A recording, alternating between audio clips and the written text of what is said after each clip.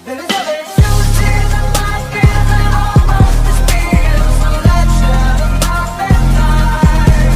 For you and me, not the light of your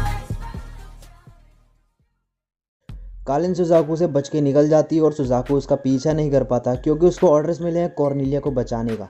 अब C2 को call करती है और उसे पीछे हटने का ऑर्डर देती है क्योंकि ज़ीरो ऑर्डर देने की हालत में नहीं है। इसी दौरान ज़ीरो नीचे खून देखता है लेकिन ये किसका पता नहीं। वो ये सब देख के टेंशन में आ जाता है क्योंकि उसका मास्क भी उतर गया था और उसकी हैंडगन भी गायब है।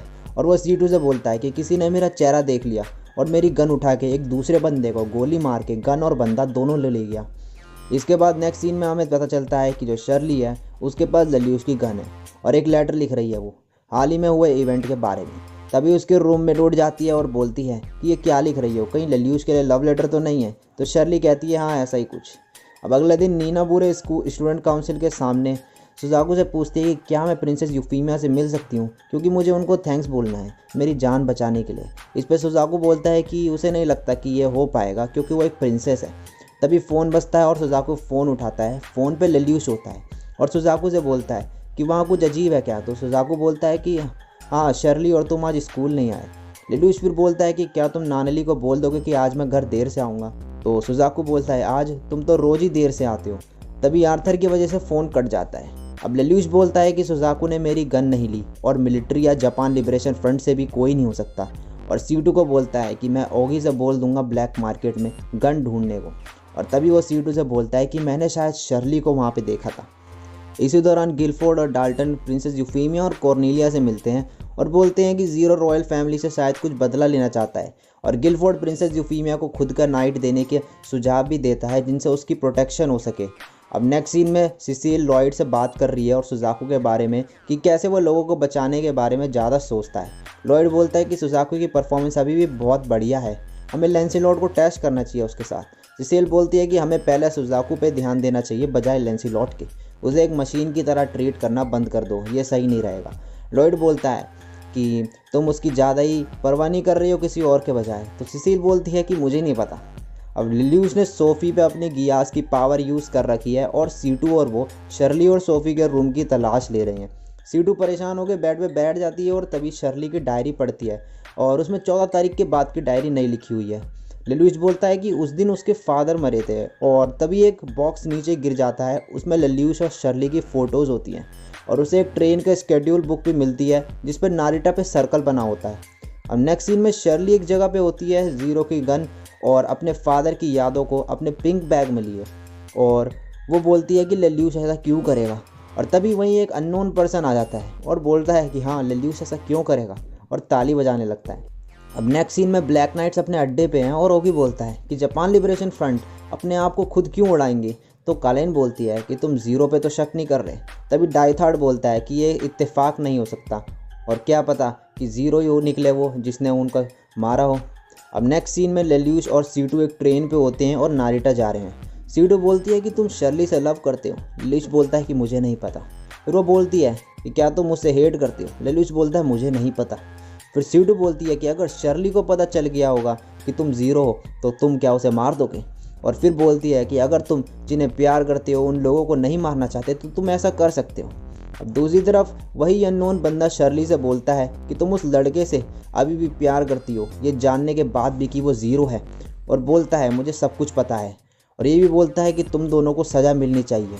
तभी शर्ली के हाथ से बैग छूट जाता है और एक फ्लैशबैक दिखाया जाता है जिसमें शर्ली को जब पता चलता है कि ज़ीरो कौन है तभी वहाँ विलेटा आ जाती है और ज़ीरो का फेस देख लेती है और बोलती है कि अगर मैं इसे प्रिंसेस कॉर्नेलिया को सौंप दूँ तो मुझे बहुत बड़ा इनाम मिलेगा और मेरी रैंक भी बढ़ जाएगी। तभी शर्ली विलेटा पे गन पॉइंट कर देती है। विलेटा उसे देख के गुस्से में आ जाती है और उसे मारने के लिए आगे बढ़ती है, लेकिन तभी शर्ली उस पर गोली चला देती है और उसे मार देती है। अब प्रेजेंट में वो अननोन पर्सन शर्ली से बोलता है कि तुम भी ज़ीरो की तरह ही एक खूनी हो और तुमने अपने फादर की भी मौत का इस्तेमाल किया लेल्यूस के करीब आने के लिए, और बोलता है कि तुम एक पापी हो, तुम्हें पता था लेल्यूस किसी और से प्यार करता है मगर फिर भी तुम उसके पीछे घूमती रही, और बोलता है कि तुम्हें सज़ा मिलनी चाहिए। शर्ली रोने लगती है और तभी हमें दिखाया जाता है कि इस अननोन पर्सन के पास भी गियास की पावर है। अब लेल्यूस और C2 भी वहाँ पहुँच जाते हैं और शर्ली को ढूंढने लगते हैं। तभी लेल्यूस को शर्ली का कॉल आता है मगर जैसे ही वो उठाता है वो अननोन पर्सन उसके पीछे होता है और उसके पास शर्ली का फ़ोन होता है। लेल्यूस उसे बोलता है कि तुमने शर्ली के साथ क्या किया। तो वो बोलता है कि अगर तुम्हें जानना है तो मेरे साथ तुम्हें चेस का गेम खेलना होगा। इसी दौरान C2 एक बाइक वाले से बात कर रही होती है और तभी वो लेल्यूश और उस बंदे को देखती है माउंटेन रेल कार में, और उस बंदे को देखते ही वो बोलती है माओ। अब लेल्यूश माओ के साथ गेम खेल रहा है चेस का, और लेल्यूश की हर एक मूव जो है वो प्रेडिक्ट कर देता है, और C2 बाइक पे उन दोनों का पीछा कर रही है। माओ लेल्यूश को चेस के गेम में हरा देता है। लेल्यूश बोलता है कि आखिर ये है कौन बंदा, और 14 पॉसिबिलिटीज सोचता है। माओ बोलता है कि क्या C2 ने तुम्हें मेरे बारे में नहीं बताया, और बोलता है कि तुम्हारा एक गैस सही था, मैं लोगों का माइंड रीड कर सकता हूँ। अब रेलकार जैसे ही रुकती है उसके बाहर लेल्यूश शर्ली को देखता है और उसने लेल्यूश पे गन पॉइंट कर रखी है। वो बोलती है कि हमें सज़ा मिलनी चाहिए और खुद सुसाइड करने से पहले लेल्यूश को मारने वाली है, नहीं तो माओ इन दोनों को मार देगा। लेल्यूश शर्ली को समझाने की कोशिश करता है, मगर ये जो बंदा है वो उसे कंफ्यूज कर देता है शर्ली को, और वो इसकी बातों में उलझ जाती है। शर्ली और ज़्यादा कंफ्यूज हो जाती है और लेल्यूश पे गोली चला देती है। गोली उस पर नहीं लगती, मगर लेल्यूश नीचे गिर जाता है और उसके जेब से शर्ली और उसकी फ़ोटोज़ गिर जाती है। शर्ली उन्हें देखती है और अब वो माओ पे गोली चला देती है। माओ बच जाता है, फिर बोलता है तुम दोनों जो करना है वो करो, और रेल कार में चले जाता है। और जैसे ही गन उठा रहा होता है वो उन्हें मारने के लिए, दरवाज़ा बंद हो जाता है। वो बाहर देखता है C2 होती है वहाँ पे, और C2 बोलते कि माओ तो ये तुम ही थे। और माओ बोलता है कि C2 ये तुम ही हो, मैं तुमसे ज़रूर मिलूँगा। अब शर्ली लेल्यूश को बता देती है कि उसने विलेटा को मार दिया, मगर लेल्यूश उससे बोलता है कि तुम्हारी कोई गलती नहीं थी, और बोलता है कि तुम ये सब चीज़ भूल जाओ तो अच्छा है, मैं ये सब तुम्हें भुलवा सकता हूँ, और उस पर गियास की पावर यूज़ कर देता है। अब दूसरी जगह होगी विलेटा को देखता है और वो ज़िंदा होती है और वो ज़ीरो का नाम लेती है। अब उसी रात शर्ली मेमोरियल पे होती है, तभी लेल्यूश वहाँ आता है और लेल्यूश ने उसकी सारी मेमोरीज मिटा दी है। शर्ली बोलती है कि क्या तुमने भी अपने किसी फैमिली मेम्बर को खो दिया। लेल्यूश बोलता है कि नहीं, वो एक दोस्त थी, मुझे भी अभी पता चला उसको खो देने के बाद। आखिर में उसकी स्माइल ने मुझे बचा लिया, अब हम कभी वैसे लड़ और हंस नहीं पाएंगे। शर्ली बोलती है कि तुम उसे पसंद करती हो, है ना। लेल्यूश बोलता है कि अब मुझे नहीं पता। शर्ली बोलती है कि मुझे तो ये भी नहीं पता कि मैं यहाँ किस काम से आई थी, और बोलती है यहाँ कई सारी चीज़ें हैं जिन्हें तुम भुला नहीं सकते, किसी के प्यार को भी। और बोलती है कि फिर सुबह होगी। लेल्यूश बोलता है कि अभी तक सब चीज़ों के लिए थैंक यू, और वहाँ से चले जाता है। और इसी के साथ ये एपिसोड यहीं पे ख़त्म हो जाता है। सो गाइस, ये एपिसोड इतना ही था। नेक्स्ट एपिसोड देखना है तो इस वीडियो पे लाइक और कमेंट कर दो, वीडियो को शेयर कर दो, और चैनल पे पहली बार आए हो तो चैनल को सब्सक्राइब करके बेल आइकन को भी प्रेस कर दो ऐसी ऑसम कंटेंट देखने के लिए।